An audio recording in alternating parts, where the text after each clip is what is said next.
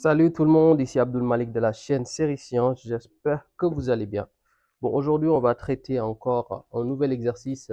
Là, c'est le dernier exercice de l'évaluation de sciences physiques, évaluation pour la classe de première S1, évaluation au lycée Seydina Limamou Laye en 2015. Donc, voici l'énoncé de l'exercice 3. Comme je vous l'ai dit, l'exercice 2 a déjà été traité et se trouve d'ores et déjà dans la chaîne. Ok, donc voici tout d'abord l'énoncé. L'axe d'un disque homogène vertical de rayon R est égal à 10 cm et une tige métallique soudée à ce disque, ok, dont la constante de torsion est C, un fil souple fixé au disque, ok, et enroulé par la surface extérieure du disque. À l'extrémité inférieure du brin vertical de ce fil est suspendu un solide de masse M, le système étant en équilibre lorsque l'angle de torsion de la tige est à 90 degrés. Donc, premièrement, déterminer la constante de torsion de la tige, puis calculer le travail du couple de torsion. Ensuite, en deuxième lieu, à partir de la position d'équilibre, on fait tourner lentement le disque de 60 degrés autour de son axe de façon à soulever le solide.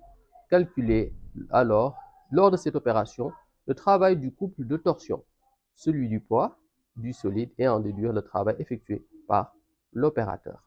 Donc, premièrement, la première chose qu'on demande, c'est de déduire ici, déterminer en fait la constante de torsion C de la tige et ensuite de calculer le travail du couple de torsion. Ce que vous devez savoir tout d'abord, vous avez le disque qui est là, ok, au départ, qui est comme ça, qui au préalable, avant qu'on y accroche un solide, voilà, était en quelque sorte en équilibre. Puis après accrocher un solide, il va encore varier. En fait, il va varier d'un angle de 90 degrés. Il varie d'un angle de 90 degrés et arrivé à cet angle de 90 degrés, il sera à nouveau en équilibre.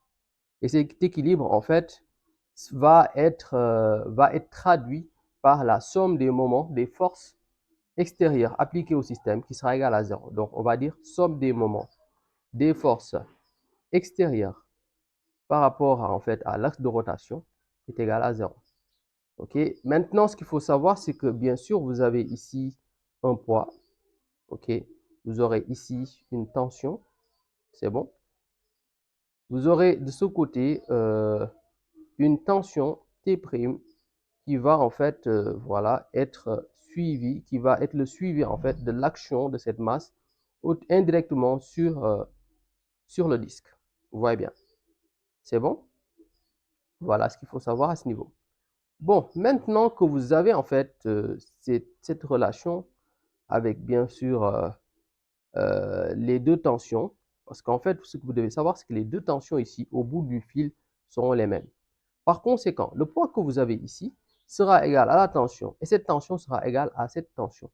Donc, si on va ici parler du moment d'une force, on pourrait directement dire que le poids agit indirectement et par l'intermédiaire de la tension T'. Vu que T' en intensité sera la même que P, ok, donc on pourra dire ici indirectement, ce sera moment de P, ok, plus ici moment du couple, moment de la torsion, ok, ce qui fait en fait plus moins C θ, ok. Donc ça c'est égal à 0 finalement. Voilà ce qu'on a, ok. Maintenant moment de P, là on va choisir un sens de rotation, ok. On va choisir ce sens-là, suivant le sens en fait voilà, de la rotation qui va aller dans le sens du bas. Donc, le moment de P sera quant à lui égal à P fois en fait le rayon R, le rayon du disque. Parce que quand il agit ici, la distance qui va juste le séparer, ce sera le rayon du disque, petit r. Donc, on aura P fois R moins C θ est égal à 0, ce qui fait que P fois R est égal à C θ. Donc, C sera égal à P fois R sur θ. Voilà ce que nous avons en premier lieu. Donc, il faudra faire le calcul. Vous avez C qui sera égal à la masse, c'est 10 kg. L'intensité de la pesanteur, on ne l'a pas donné, donc on va considérer 10. Okay. Et sur θ, lui, ce n'est rien d'autre que l'angle de torsion. Okay. Ce qui fait pi sur 2. Parce qu'en fait, 90, c'est pi sur 2. Si vous avez des difficultés, dites-vous que vous avez fait 90, que vous divisez par 180 et que vous multipliez par pi. C'est comme ça qu'on fait pour passer d'un angle en degrés en pi, on divise par 180, on multiplie par pi. Et 90 étant la moitié de 180, on aura finalement pi sur 2. Voilà ce qu'il faudra faire à ce niveau. Et maintenant, on fait le calcul. Après avoir fait le calcul, on va trouver une valeur. Oups, aussi, j'ai oublié de multiplier en fait avec le rayon. Le rayon, en fait, rayon de 10 cm, ce qui fait 0,1. Donc, on fait le calcul. En faisant le calcul, on aura, on trouve 6,37. OK? Et donc, C est égal à 6,37 Newton-mètre par radian. Voici, bon, il faut retenir aussi l'unité de la constante de torsion, c'est Newton-mètre par radian. Couple de torsion qui va en fait répondre à cette formule 1 demi de C, θ1 carré moins θ2 carré. Et θ1, c'est en fait c'est 0, en fait c'est avant qu'on ait accroché quoi que ce soit, ok? Et une fois qu'on ait accroché quoi que ce soit, une fois qu'on ait accroché quelque chose, l'angle de torsion allait jusqu'à 90 degrés, donc on aura pi sur 2, et là nous avons 0 au départ. Ce qui, par la formule, nous donne 1 demi de C, 0 au carré moins pi sur 2, le tout au carré.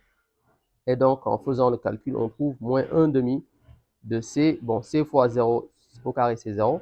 Donc, moins 1 demi de C fois moins pi sur 2 le tout au carré, ce qui fait moins 1 demi de C, pi puissance 4, en fait, sur 4. OK, voilà ce qu'on aura finalement. Bon, en fait, on peut faire le calcul rapidement. On aura travail du couple ici sera égal.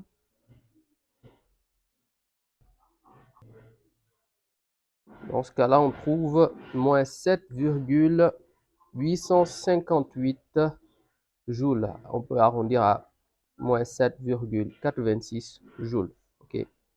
Donc, travail de C du couple moteur est égal à moins 7,426 joules. C'est bon?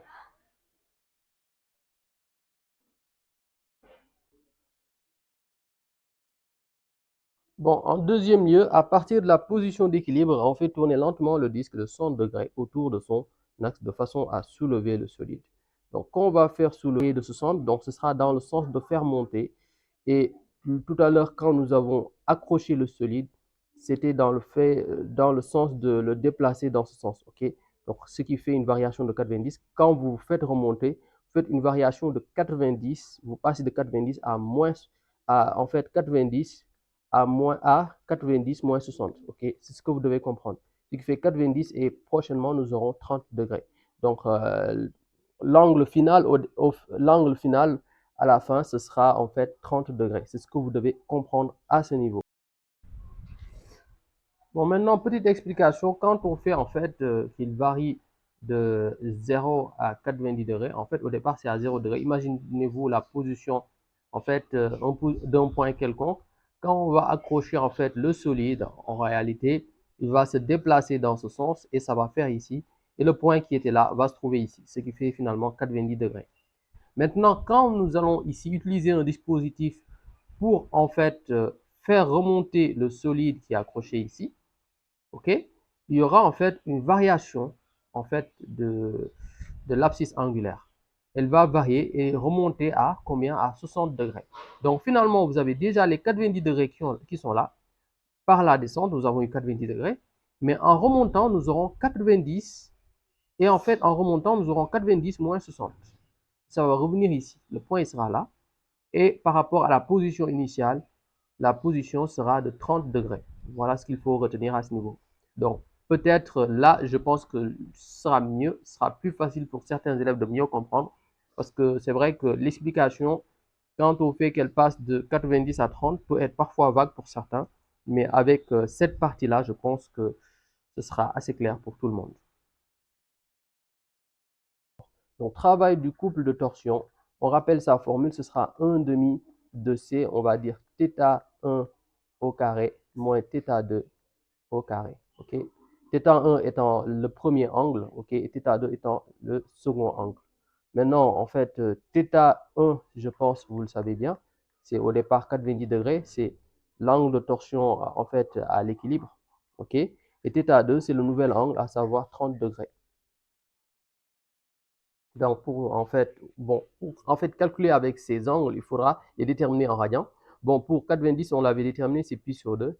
Et pour 30, c'est pi sur 6. Bon, je m'explique. Pourquoi c'est pi sur 6? Vous faites 30 que vous divisez par 180 et que vous multipliez par pi. C'est la méthode à suivre pour pouvoir déterminer, pour passer de degrés à radians. Et 30 sur 180 sont tous les deux des multiples de 30. En divisant par 30, de part et d'autre, vous aurez 1 et là, vous aurez 6, ce qui fait 1 fois pi, donc pi, et sur 6, ce qui fait pi sur 6. Finalement, le travail du couple, ce sera 1 demi de C, facteur de pi sur 2 au carré, ok, moins pi sur 6 au carré. Et on fait le calcul, avec la machine bien sûr. Et on trouve une valeur de 6, travail de C est égal à 6,98 joules. Voilà ce que nous avons pour travail de C. Maintenant, on nous demande après de déterminer celui du poids. Bon, pour ce qui est de celui du poids, ce sera en fait la variation en fait de l'angle, c'est 60, ok. Donc, travail du poids. Dans ce sens, en fait, comme il fait soulever en fait la masse, donc son travail sera négatif, donc ce sera moins mgh. Et ici, h, en fait, ce sera égal à r fois θ. Θ, c'est-à-dire delta de θ ou θ, si vous voulez. Et delta de θ ici, c'est 60. 60, on détermine, c'est pi sur 3. Si vous voulez, on peut procéder de la sorte pour déterminer. En divisant par 60 de part et d'autre, on aura 1 ici et 3, ce qui fait 1 fois pi, et donc pi sur 3. Donc, travail de P sera égal à moins, la masse, c'est moins mg, r, θ. Et on fait le calcul. La masse, on rappelle, c'est 10. L'intensité de la pesanteur, on va prendre 10. Le rayon, c'est 10 cm, donc 0,1. OK, 10 fois 10 fois 0,1. Et θ, c'est quoi? C'est pi sur 3. Moins 10,47 joules. Et maintenant, à ce niveau, on nous demande de calculer le travail effectué par l'opérateur. Donc maintenant, pour calculer le travail ici, en fait, le travail ici effectué par l'opérateur, que j'ai nommé ici travail de la force, bon, l'opérateur, c'est très simple. En fait, c'est très simple. Vous avez ici somme des travaux des forces extérieures est égale à 0. Bon, pour faire simple, vous avez le poids qui agit par rapport à l'axe de rotation, ok.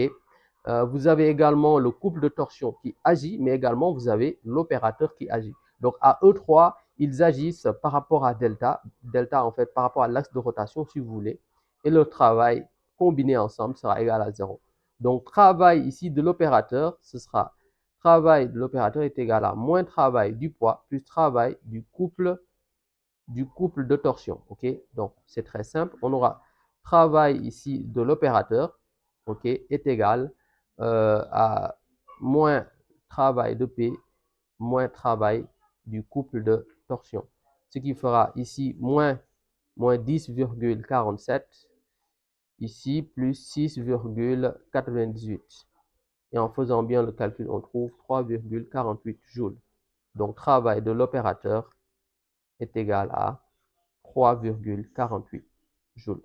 Bon, nous venons de finir ce devoir. Ok, j'espère que vous avez pu comprendre les notions, surtout en rapport avec ce genre d'exercice qui parfois est problématique pour les élèves en classe de première S, première S1 pour être précis.